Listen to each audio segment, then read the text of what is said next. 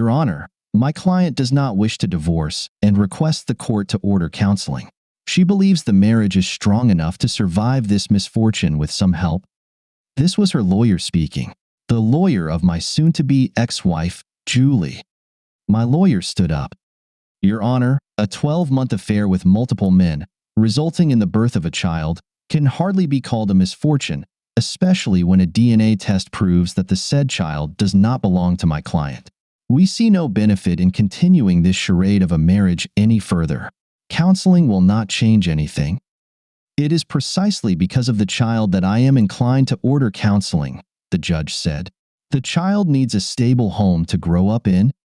If you expect me to raise this cheating adulteress's child, I said loudly. My lawyer winced. The judge slammed the gavel forcefully. One more word, and I will hold you in contempt of court, he shouted at me. I'm ordering a month of counseling, with 2 sessions per week. Otherwise, he glared at me for a moment, then slammed the gavel again. That's all. Julie, my soon-to-be ex-wife, looked smug when I walked into the counselor's office. I'm Dr. Sullivan, but you can call me Gerald. May I call you Brian? He smiled at me. No, you may not. You can address me as Mr. Stedman. Brian, that's not necessary, Julie began. And you, cheater, can refrain from addressing me at all, I snapped at her. I think we need to calm down. Please, Mr. Stedman, have a seat. He pointed to one of the chairs in front of his desk. I dragged the chair a good 6 feet away from the one Julie was sitting in and plopped down into it. Gerald sighed. All right then, he began. I didn't hear anything else because I pulled out my earbuds, put them in, and started listening to music on my phone. Gerald just stared at me, then started talking to Julie. I couldn't hear what he was saying. I just kept fiddling with my phone, listening to music. About 15 minutes later, I saw Julie stand up. She gave me a fierce look and walked out of the office. I took out my earbuds. Well, doctor, good session. See you on Thursday? I'm canceling our sessions and sending my report to the judge. Even better.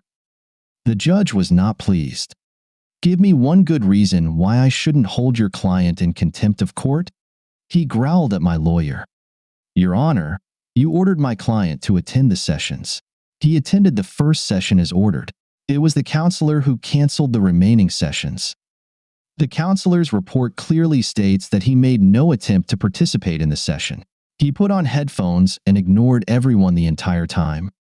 You ordered him to be present, my lawyer responded. He was present. Given that the counselor deemed continuing the sessions pointless, I would like to request that you grant permission for the divorce as per the petition. Not in this lifetime. I'm ordering 4 more weeks of counseling. Mr. Stedman will be present, and he will participate. The office was arranged exactly the same as the first time. 2 chairs, about a foot apart, were set up in front of the table. The counselor sat at the empty table, except for a yellow notepad and a photo of an attractive woman, who I guessed was around 35, and a child who looked about 6 years old. Mr. Stedman, he said, please have a seat. I started to move the chair again. Julie reached out to stop me, and I stepped back. I'm informing both of you that any physical contact will be interpreted as an assault on my person and will be met with an appropriate response, I said. Julie gasped and backed away. I returned to moving the chair and then sat down in it. I took out my phone again. Mr. Stedman, the judge ordered you to participate in the session. I know. I'm using my phone to record the session to prove my participation. My lawyer says it's well known that some counselors have their own agendas. Since my soon-to-be ex-wife has already been seeing you for some time, I feel that you may have already developed a relationship with her that could work against me. And what if I object to recording the sessions? The counselor asked. Then I'll go back to court and request a different counselor. That's an option too. The only reason I haven't done that yet is because it would cause even more delays. Julie, how do you feel about the sessions being recorded? He asked, looking at her. It doesn't matter, she said, waving her hand. Can we just start? All right then, Gerald said. What I'd like to do first. Before we begin, I interrupted, May I ask a question? Of course, he said. You can ask questions at any time. I may ask you to hold off on questions during certain moments of the process, but right now, go ahead, he added with an encouraging smile. Have you already slept with her? Julie gasped, but Gerald didn't seem bothered. No, Julie and I have not had, and will not have, any sexual contact, he said calmly. That would be inappropriate, even if I weren't already happily married. Does that answer your question? I nodded. I believed him. He must be one of the few men Julie has met in the past year who hasn't slept with her. Then, all right, as I was saying, what I'd like to do first is establish our expectations. Since I've already had several conversations with Julie, I'd like her to outline what she hopes to achieve in these sessions and what her desired outcome would be. I'd ask you, while she's speaking, to refrain from comments and questions until she's finished. Once Julie has told us what she hopes to accomplish, I'll ask you to do the same. I refrained from commenting. I didn't look at Julie when she started speaking. First of all, Brian, she began. Don't talk to me, I growled. Talk to me, Julie, Gerald said. Tell me what you'd like Mr. Stedman to hear. I want him to hear how sorry I am for the pain I've caused him. I know I did the wrong thing, but he was spending so much time away on his business trips, and I was lonely. I understand how much I hurt him, and if I could go back and change the past, I would give anything to do that. I love him more than anything in the world. I know we can get through this. If he would just give me a chance, I would show him that I can be the best wife a man could ever dream of. We could raise our child together and give him a wonderful life, maybe even a brother or sister. I want us to be together. I know we can do this. I know we can make it through. Gerald smiled at Julie. All right, thank you, Julie. Now, Mr. Stedman, what would you like to say? I glared at him. I would love to see a festering adulteress contract a rare and incurable 3PPP and die a slow and agonizing death. Julie burst into tears and ran out of the room. That didn't help, Gerald remarked. I'm not here to help you. That adulteress spent a whole year sleeping with half the men in town, got pregnant, and tried to pass the child off as mine. If I hadn't already suspected something and requested a DNA test, I'd still be paying child support for someone else's kid. Tell me, Doc, how exactly am I supposed to feel? Your anger is natural, but you need to look beyond the anger at what you once had. Do you even know what the hell you're talking about? I snapped. Have you ever had the love of your life? The person you trusted with your heart and soul, someone you were literally willing to die for, and that person betrayed you so badly that you started doubting your own sanity? When I found out what was happening, I wanted to die. I seriously considered ending my life. How can someone who claims to love you cause you so much pain that you're driven to thoughts of suicide? And did you also notice that she never once apologized for what she did? For sleeping with all those men, for lying over and over, for getting pregnant and not even being able to figure out who the damn father was? The only thing that's certain is that it wasn't me, the one person who was supposed to give her a child. So, since you have no idea what it's like to be in my position, don't sit there with your sanctimonious damn smile and your textbook knowledge telling me I should let go of my anger. Right now, my anger is all I have. Just let me get this adulteress out of my life and try to rebuild something from the shattered pieces she left me. I hope this counts as participation. I growled at him as I walked out of the office. When I got home, I decided to prepare a bit for the next session. Maybe I could prove my point. I asked Julie to allow us to have this session without her, Gerald said when I walked into his office the following week. I feel we might make more progress individually at first. As long as this still counts as court-mandated counseling, I'm more than happy not to be in the same room with that woman. I sat down, placing the A4 envelope I was holding on my lap. Can we try to refrain from name-calling, please? It's unproductive and just gets in the way. I don't want to be productive. I just want to get through these sessions and get this adulteress out of my life for good. I never wanted these sessions.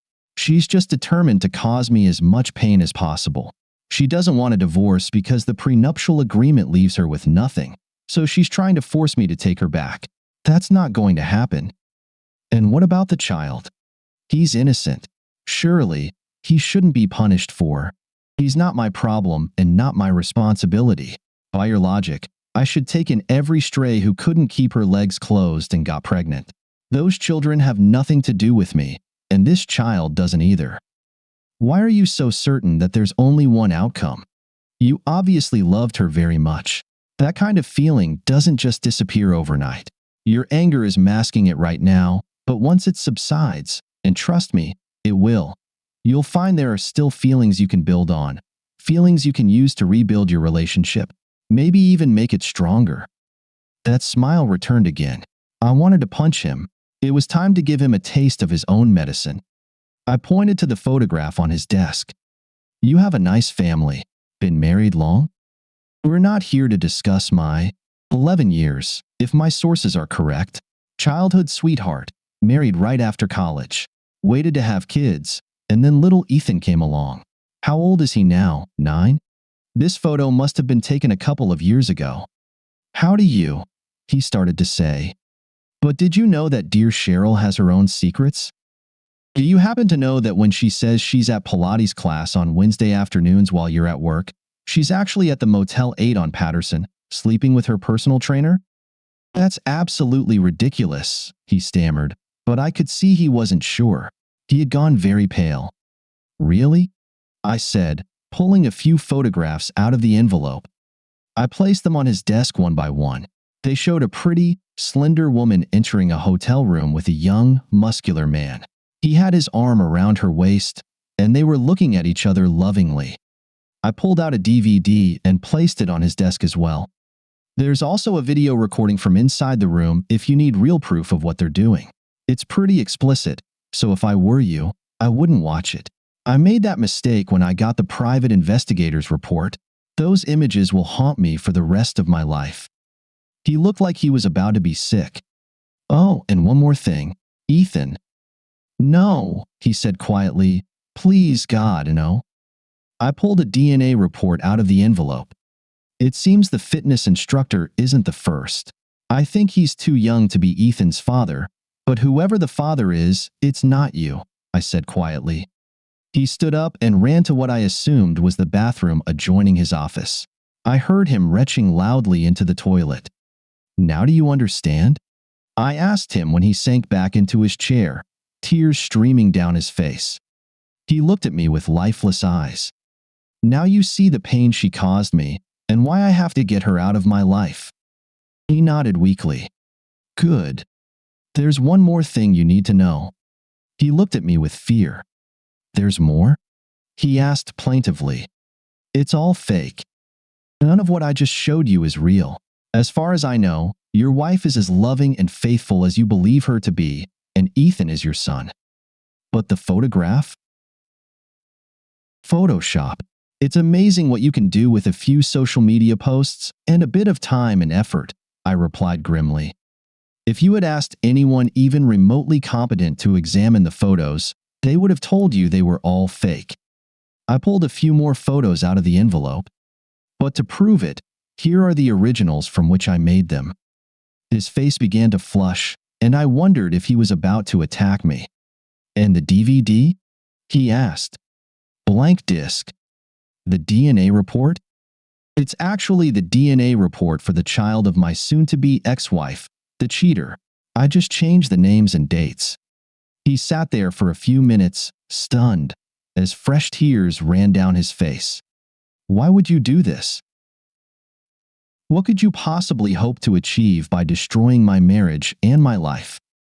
That was never my intention. That's why I told you almost immediately that it was all fake. I never wanted to cause you or your family any irreparable harm. I just wanted you to truly understand, for once, the pain I went through, the feelings of loss, anger, and betrayal. You only experienced it for a few minutes. I'm still living it. Your brief suffering is my life now and in the future. Forcing me to sit here with that adulteress, listening to her spew her nonsense about how she loves me and wants me back, just means I have to keep reliving the pain over and over. There are laws against cruel and unusual punishment. Why aren't they applied in this case? I just want to move on, try to pick up the little I have left, and continue with my life. Why can't you and the courts let me do that? I gathered all the papers from the desk and put them back in the envelope. I'm truly sorry I had to do this, but I needed you to understand. I walked out of his office. Your Honor, I have the report from the court-ordered counseling sessions that my client was instructed to attend. My lawyer addressed the judge once more. I have a copy, the judge growled. It appears that the counselor feels, even after only 3 out of 8 sessions, that this marriage cannot be saved and that, for the well-being of all parties involved, including the child, the best course of action would be to grant the dissolution. Yes, Your Honor. I request that you order the dissolution of the marriage as per the petition. The judge looked at me for a long time. I stared straight ahead, unwilling to meet his gaze. Granted, he finally said, striking his gavel.